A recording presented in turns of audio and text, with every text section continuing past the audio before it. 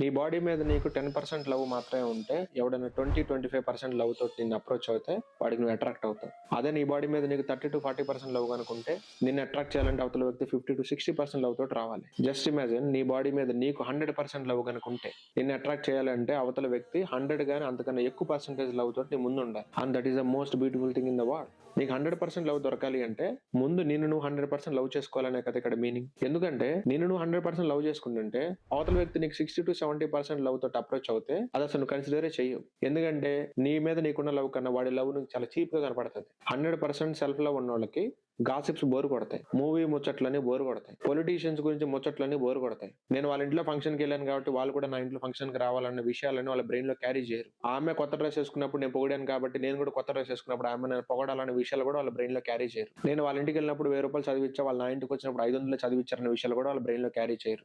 ఇవన్నీ self love తక్కువైన వాళ్ళు చేసే పనులు.